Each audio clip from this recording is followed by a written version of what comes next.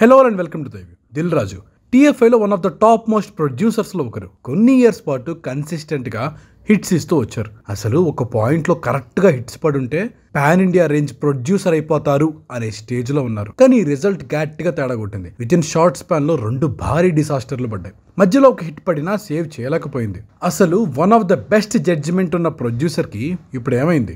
అసలు Dil Raju commercial movies try చేసినప్పుడల్లా ఎందుకు ఇలా బ్యాక్ ఫైర్ అవుతున్నాయి? అసలు కమర్షియల్ సినిమా ఫార్ములాకి దిల్ రాజు ఎలా విక్టిమ్ అయ్యారు? ఇవన్నీ ఈ వీడియోలో డిస్కస్ చేసుకుందాం. తెలుగు మూవీస్ లో different type of commercial movies ఉంటాయి. టెంప్లెట్ మాస్ కమర్షియల్ మూవీస్ వేరు, కమర్షియల్ ఎలిమెంట్స్ ఉండి డిఫరెంట్ కైండ్ ఆఫ్ స్టోరీస్ ఉండే సినిమాలు వేరు.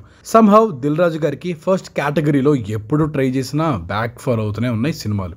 అసలు as a producer Dil Raju career started with a blast. Dil, Arya, Bhadra, Bommarillu ఇలా వరుసగా హిట్ స్ట్రీక్ నడిచింది ఆయనకి. మీరు గమనిస్తే ఇందులో భద్ర తప్ప మిగతా మూవీస్ డిఫరెంట్ టైప్ ఆఫ్ స్టోరీసే. మేబీ ఆ టైంలో భద్ర కూడా డిఫరెంట్ ఏమో. తర్వాత అదే స్టోరీతో చాలా సినిమాలు వచ్చాయి అనుకోండి. ఎనీవేస్ ఇలా ఉన్న స్ట్రీక్ మున్నాతో బ్రేక్ అయింది. మున్నా కూడా ఇలానే కొంచెం మంచి ప్రొడక్షన్ వాల్యూస్ తో ఒక బెటర్ మాస్ సినిమా ఎక్స్పీరియన్స్ ఇద్దామనే ఇంటెన్షన్ తోనే తీసిన మూవీ అది. మున్నా స్టోరీ విషయంలో నాకు కొంచెం డౌట్ కొట్టింది, కానీ డైరెక్టర్ ని నమ్మి ముందుకెళ్ళా అని చెప్పారు దిల్ రాజు గారు. సరే, మున్నా పోయినా మళ్ళీ బ్యాక్ టు బ్యాక్ పరుగు అండ్ కొత్త బంగారు లోకం ఇలాంటి హిట్స్ వచ్చాయి. అగైన్ ఆ టైంలో డిఫరెంట్ టైప్ ఆఫ్ ప్రెజెంటేషన్ ఉన్న స్టోరీస్ అండ్ హిట్స్ కొట్టేశారు. కానీ వెంటనే జోష్, మరో చరిత్ర ఇలాంటి సినిమాలు బ్యాక్ టు బ్యాక్ ఫ్లాప్స్ పడ్డాయి. ఈ 2 మూవీస్ లో మళ్ళీ కామన్ ఎలిమెంట్ టెంప్లెట్ స్ట్రక్చర్ ఉండడం అండ్ నోస్టాలజియాని యూజ్ చేస్తే సినిమా వర్క్ అయిపోద్ది అనుకోవడం. మళ్ళీ బృందావనం నుండి సీతమ్మ వాకిట్లో సిరిమల్లె చెట్టు వరకు హిట్స్ పడ్డాయి. ఈ పాటికి మీకు ఒక ప్యాటర్న్ అర్థమైపోయి ఉంటుంది. దిల్ రాజు గారు మీడియం బడ్జెట్ లో లవ్ స్టోరీస్ అయినా ఫ్యామిలీ డ్రామాస్ అయినా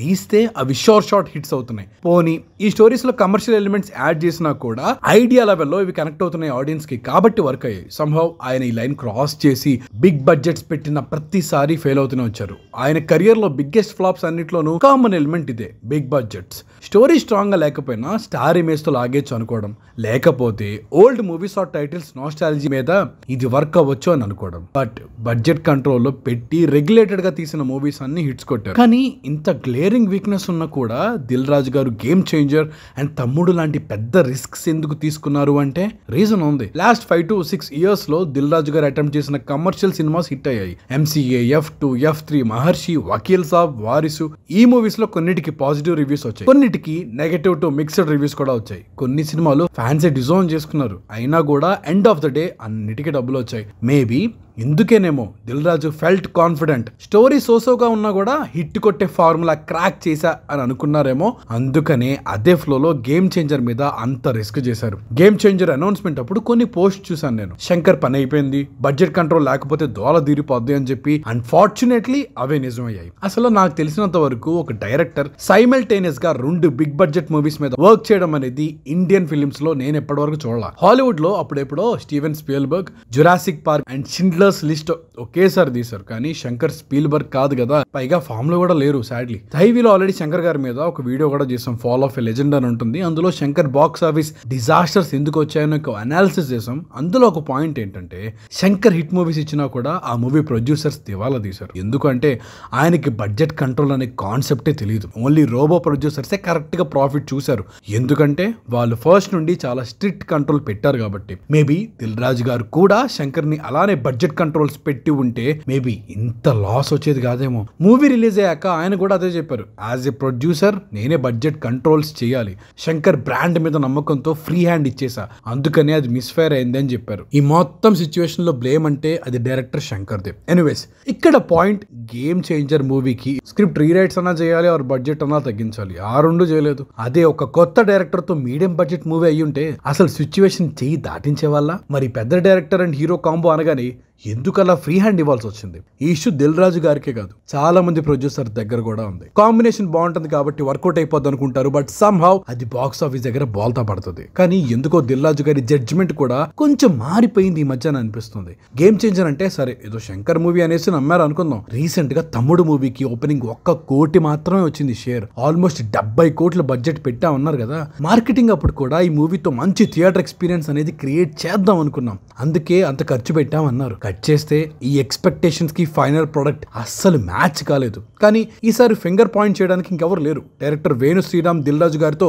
ఫ్రీక్వెంట్ కొలాబరేటర్. సో ప్రీవియస్లీ పనిచేశారు కాబట్టి మూవీ స్క్రిప్ట్ తేడా కొడితే దాన్ని బెటర్ చేయించడం ఆయనకి పెద్ద పనేం కాదు. కానీ ఏం చూసి 70 crores పెట్టారనేది నో బడీ నోస్. ఈ మూవీ అయితే డెఫినెట్లీ జడ్జ్మెంట్ కాల్. కానీ అసలు జడ్జ్మెంట్ ఎందుకు మిస్ అవుతుంది? లాస్ట్ 10 ఏళ్ళగా కమర్షియల్ సినిమా డైనమిక్స్ చాలా చేంజ్ అయ్యాయి. ఓటీటీ రైజ్ వల్ల అసలు ఊహించని చేంజెస్ వచ్చాయి. పోనీ ఆడియన్స్ థియేటర్స్ కి రావట్లేదా అంటే నో, బ్రహ్మాండంగా వస్తున్నారు సినిమాలకి.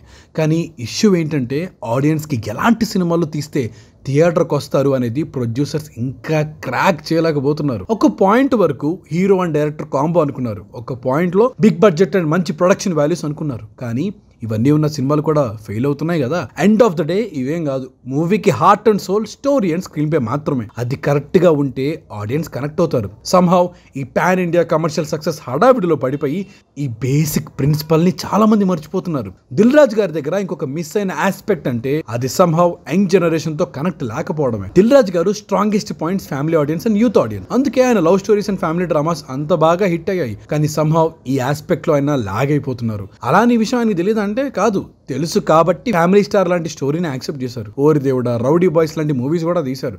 కానీ దిల్ రాజు గారు ఒకప్పుడు కొత్త డైరెక్టర్స్ ని తీసుకొస్తే వాళ్ళు డెలివర్ చేసేవాళ్ళు. ఈసారి మాత్రం అలా జరగట్లేదు. డైరెక్టర్స్ తో కూడా మిస్ మ్యాచ్ చాలా జరిగింది. ఒకప్పుడు దిల్ రాజు గారి go to directors like Bommarillu Bhaskar, V V Vinayak, Sukumar లాంటి వాళ్ళు ఉండేవాళ్ళు. ఆర్ డెబ్యూ డైరెక్టర్స్ ని మంచిగా గైడ్ చేసి హిట్స్ కొట్టేవాళ్ళు. లేకపోతే ఆయన ప్రొడక్షన్ హౌస్ నుంచి వచ్చిన డైరెక్టర్స్ కనుక ప్రాపర్ గా డెలివర్ చేయకపోతే మళ్ళీ ఛాన్స్ ఇస్తూనే ఉన్నారు. అదొక ఉన్న ఫార్ములాని. కానీ రీసెంట్ ఇయర్స్ లో ఈ డైరెక్టర్ హీరో కాంబో మ్యాచ్ కాపాడమో ఆర్ డైరెక్టర్స్ సరిగ్గా డెలివర్ చేయకపోవడమో జరిగేసరికి ఇక నోవే అవుట్ లా అయిపోయిన సిచ్యువేషన్. పైగా దిల్ రాజు గారి మెయిన్ స్ట్రెంత్ ఆయన బడ్జెట్ కంట్రోల్ కూడా సంభవ్ ఈ ప్రెసెంట్ టైమ్ లో ఎందుకో మిస్ అయిపోయింది. మీరు గమనిస్తే మేబీ ఓటీటీ రావడం వల్ల అన్ని movies budgets and star remuneration sudden గా పెరిగిపోవడం వల్ల కావచ్చేమో, ఆర్ ఇంకేదైనా కారణం అయి ఉండొచ్చు. తెలుగు సినిమాలో టెంప్లెట్ మాస్ కమర్షియల్ మూవీస్ వేరు, కమర్షియల్ ఎలిమెంట్స్ ఉండి డిఫరెంట్ కైండ్ ఆఫ్ స్టోరీస్ ఉండే సినిమాలు కూడా వేరు. కానీ ఇప్పుడు ఇండస్ట్రీలో చాలా చేంజెస్ చాలా ఫాస్ట్ గా జరుగుతున్నాయి. ఈ రెండు కేటగిరీస్ లో ఏది బ్యాంకబుల్ కాదు. ఈ కయాస్ అండ్ కన్ఫ్యూజన్ అనే తుఫానికి సెంటర్ లో ఉన్నది దిల్ రాజు గారే. మళ్ళీ ఆయన బ్యాక్ టు బేసిక్స్ వెళ్ళి ప్రాపర్ గా కంట్రోల్డ్ గా తీసి hits కొట్టగలరా?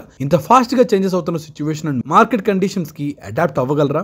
Only time will tell this. కానీ దిల్ రాజు గారి బిగ్గెస్ట్ ప్లస్ అంటే ఆయన మిస్టేక్స్ ని ఆయన యాక్సెప్ట్ చేస్తారు, అడ్మిట్ చేస్తారు, మళ్ళీ బౌన్స్ బ్యాక్ అవుతారు. వెంటనే రెక్టిఫై చేసుకోవడానికి ట్రై చేస్తారు, ఇంట్రోస్పెక్ట్ కూడా బాగా చేస్తారు. సో ఫ్యూచర్ లో ఫోకస్ పెట్టి సినిమాలు తీస్తే మళ్ళీ ఒకప్పట్లాగా హిట్ స్ట్రీక్ తెచ్చుకోవడం పెద్ద కష్టమేం కాదు. 2017లో 6 హిట్లు కొట్టిన ఘనత ఆయనది. మళ్ళీ అలాంటి ఫామే తనకి రావాలని కోరుకుందాం. ఏదేమైనా we still love you Dil Raju garu. So that's it for the video guys. If you like this video please to subscribe to The View and hit the bell icon for more updates. Signing off, team దైవ్యూ.